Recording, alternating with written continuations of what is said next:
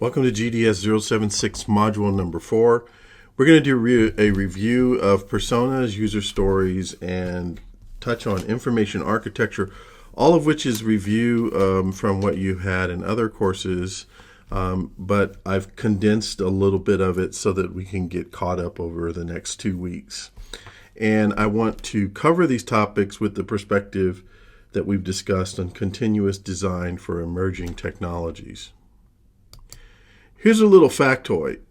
A UX design agency called Foolproof, which is in the United Kingdom, did some research, and they found that 63% of people felt lost if their smartphone was not easily accessible, and they described their mobile devices as an extension of their own body and personality. And I think we've all been through this. I have to actually leave my phone at night in the bedroom on the desk instead of by the bed because it might be the first thing I reach for in the morning. And I was also reading recently that is in fact what a lot of people do. And so information is accessible to us in a variety of contexts, and a majority of it these days is via mobile phones and smartphones. But as we move forward and design for emerging technology, it's important that we keep in mind of this continuous design approach that we've discussed thus far. And particularly as you look at your projects, you can develop a project with just one device in mind as we move quickly through mobile in the next 3 weeks and then on to extended reality. But just keep in mind that it's a good practice for you to take a previous project that you've developed for the web or desktop or mobile in another course, or you have in mind for web or desktop and mobile, and look at how the context of usage and the overall design changes as we move into discussing wearables and extended reality, such as augmented reality and virtual reality. The process doesn't change very much as we move across the various devices and continuous design and continuous use. Things stay pretty much the same. Users have the same needs. They want to accomplish the same tasks. The difference is that the context and flows change a little, all with respect to and in context with the persona or personas remaining the same, and the overall user's story or journey remaining the same. But considering this continuous design approach helps you to determine the different requirements and specifications and information architecture and interface and interaction design across the devices. And those three requirements and information architecture and interface and interaction design will vary across the devices depending on the user's current task and the context. And so let's think about this and consider how the user's experience flows and how the context changes as they use devices and move across various devices. There's generally two types of experiences in continuous design: single and sequenced. And regardless of which of the two the user is currently immersed in, they generally share some common characteristics like the number of sessions, shifting contexts, meaning that they may shift through different devices, and then various subtasks and tasks. Their goals remain the same, whether they're working with in a single activity flow and context, or if they're in a sequence flow. So, for example, in a sequence flow, the user generally has one goal, and it's very specific. So a good example of that might be, for example, if I'm in Instagram, my goal might be to access Instagram and post something, but I can accomplish that across multiple devices. It's a very narrow focus in which I use Instagram, versus in the sequence flow, the user probably has multiple goals and tasks that occur across shifting context and usage and devices. That makes it a little more complex. A good example might be like booking a vacation or what have you. So as I mentioned, here's an example of a single activity flow and the context where I'm in Instagram. And you can see that in this case, there's very little difference in the user interface. The left side is the capture from the desktop, and the right side is from the mobile app. And there's some difference in the layout of the UI, but generally the controls remain the same. Their placement is a little bit different, like with the home button, and about half of these buttons are moved to the sticky menu. But generally the context remains the same in terms of the goals, but the context of usage changes. And in the sequenced example, we can see that on the left, that this is a screen capture from the desktop, and on the right, from a mobile app. And again, the context is the same.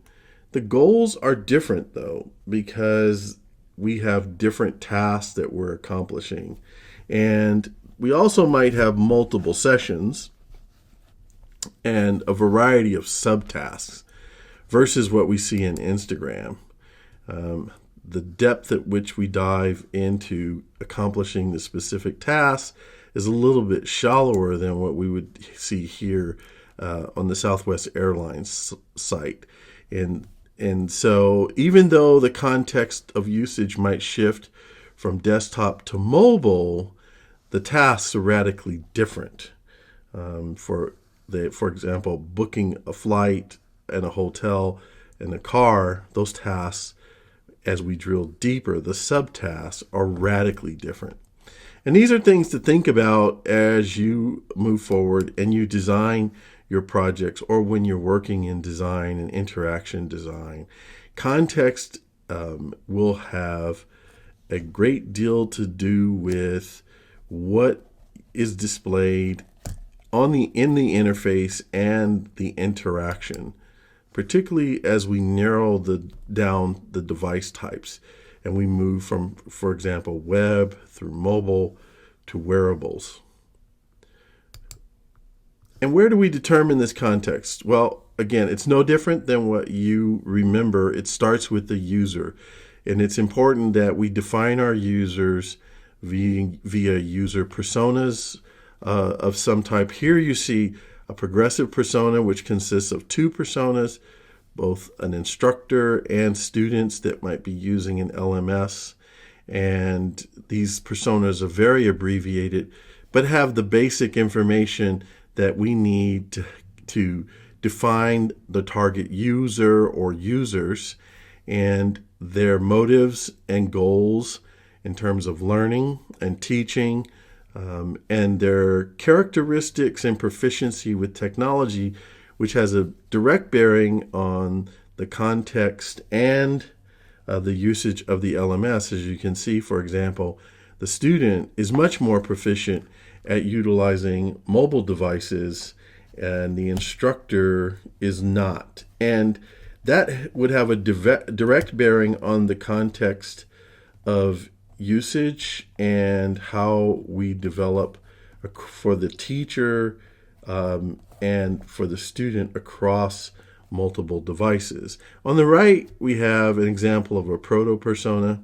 Even though we're using a picture to personalize it, this often we speculate on proto-personas In lean UX, they use the proto persona to speculate on the user goals and motivations.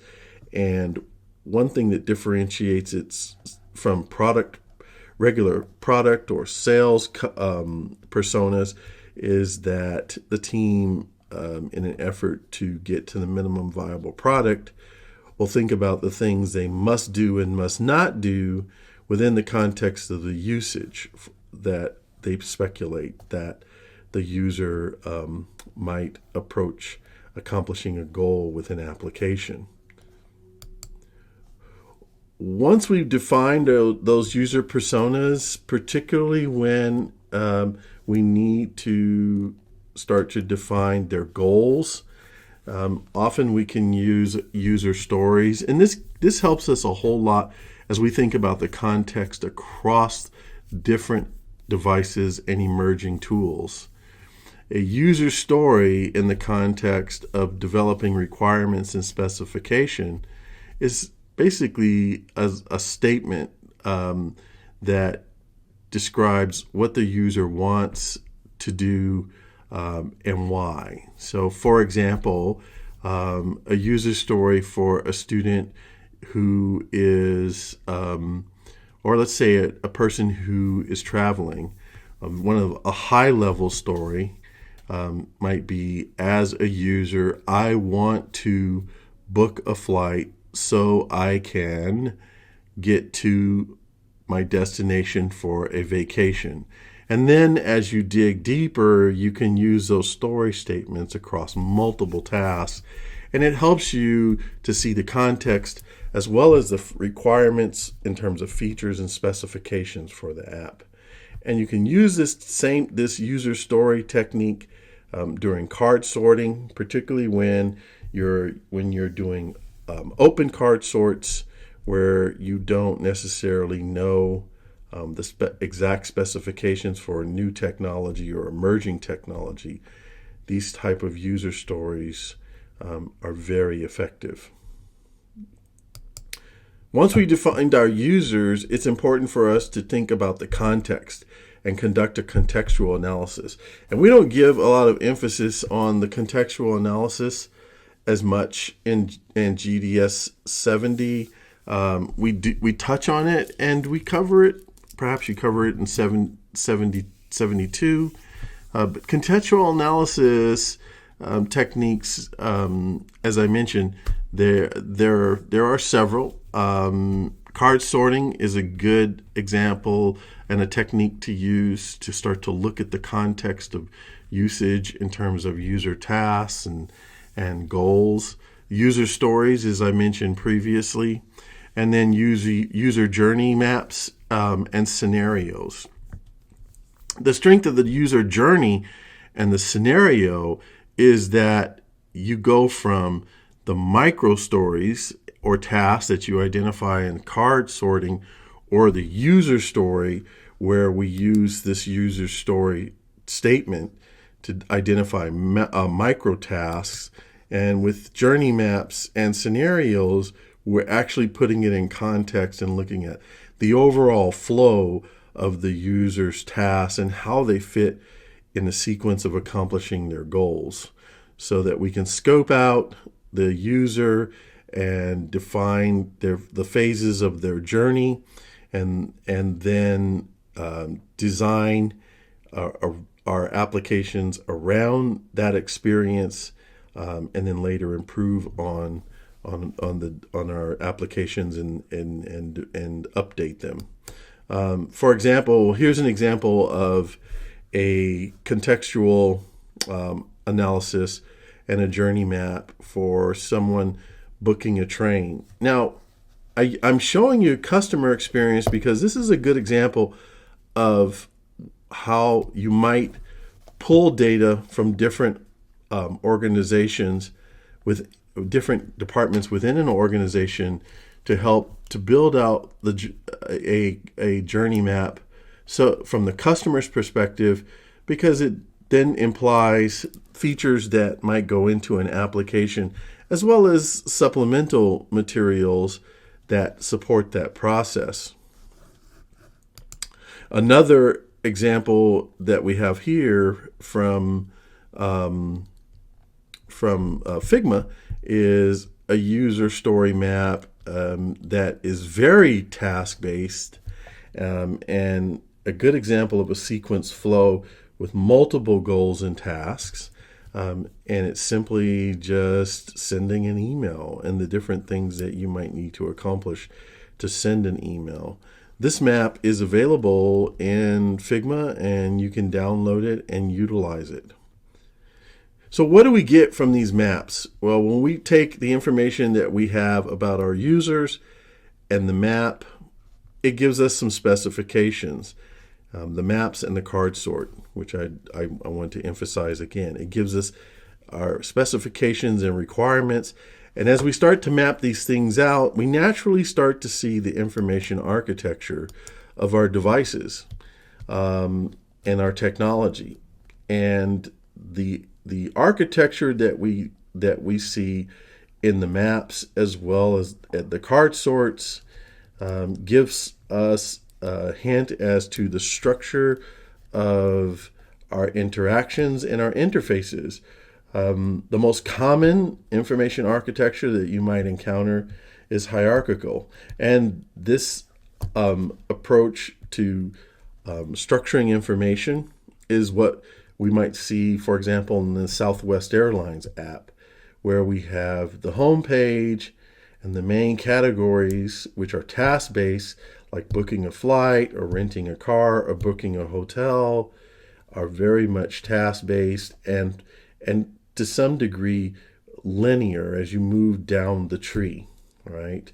And you complete the task of booking the flight or car or a hotel. And then hub and spoke is another example, and there are additional examples of architecture. We'll talk some more about it next week or in the next module. Hub and spoke is more of a random approach, but where the features and applications, the features within an application are very independent and specific. And in fact, a hub and spoke system is kind of a default specification for iOS.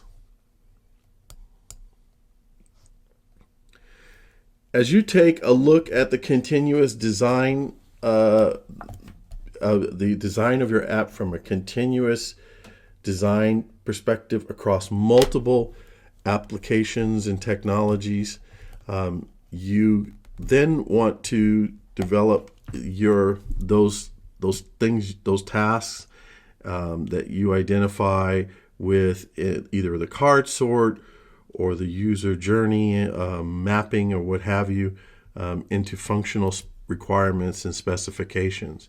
And there's two types of requirements that you might see in your applications: functional and non-functional. Functional is basically, if you write them out, they describe what your product or your app is expected to do or perform, so that it's, for example, and they're kind of high level. For example, that, your app allows a passenger to book all information related to vacation or travel.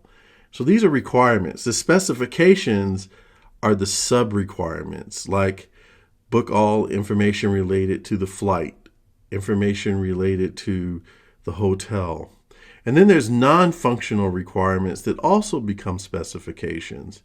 And they also describe the characteristics of your product. And so functional is more under the hood, whereas characteristic kind of are things that you can see, like, for example, that your app will work across multiple devices. And another example is it will reflect the brand of the airline, and that has a direct bearing of what you see on the surface level.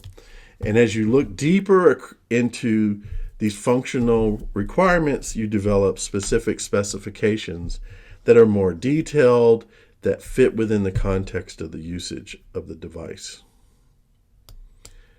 And so what I want you to do is to start to think about an app that you want to develop for your final project. And if you're not there yet, take a look at one that you have already developed.